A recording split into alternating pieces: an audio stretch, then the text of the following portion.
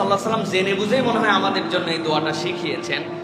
যদি কারো দরিদ্রতা থাকে, অভাব থাকে, যদি কারো ন্যায় এবং ন্যায় বিচারের ক্ষেত্রে তার ব্যারিয়ার থাকে, যদি কারো মনকে সে বিনয়ী করতে চায়, এবং যদি কেউ অন্যের কষ্ট যেন সে না পায়, এখান থেকে নিরাপত্তা চায়, আল্লাহর কাছে সে এই ভাষায় দোয়া করতে পারে। আল্লাহর নবী শিখিয়েছেন, আল্লাহুম্মা ইন্নী আউযু বিকা মিনাল ফাকরি ওয়াল কিল্লাতি ওয়াল যিল্লাতি ওয়া আউযু বিকা আন আযলিমা আও উযলামা। আল্লাহ, আমি তোমার কাছে দারিদ্রতা থেকে মুক্তি চাই। আল্লাহ, আমি তোমার কাছে কিল্লাত থেকে, প্রাচুর্যতার অভাব থেকে মুক্তি চাই।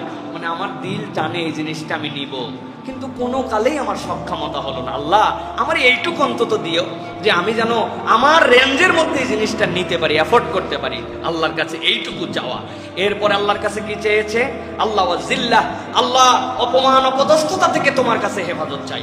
আর দুইটা ইউনিক জিনিস থেকে তোমার কাছে পানা চাই, ওয়া আউযু বিকা আন আযলিমা আও উযলামা।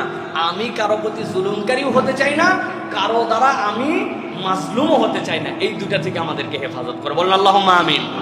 বলেন তো আল্লাহুম্মা ইন্নী আউযু বিকা মিনাল ফাকরি ওয়াল কিল্লাতি ওয়াল যিল্লাতি ওয়া আউযু বিকা আন আযলিমা আও উযলামা। আল্লাহুম্মা আমিন। ইনশাআল্লাহ এটা প্র্যাকটিস করেন। আল্লাহ আপনার অভাব, অনটন, মনের মধ্যে প্রাচুর্যহীনতা, অপরের জুলুম, এগুলো থেকে আল্লাহ রাব্বুল আলামিন একটা শান্তি দিবেন। আর সাথে সাথে বেশি বেশি দরুদ পাঠ করবেন।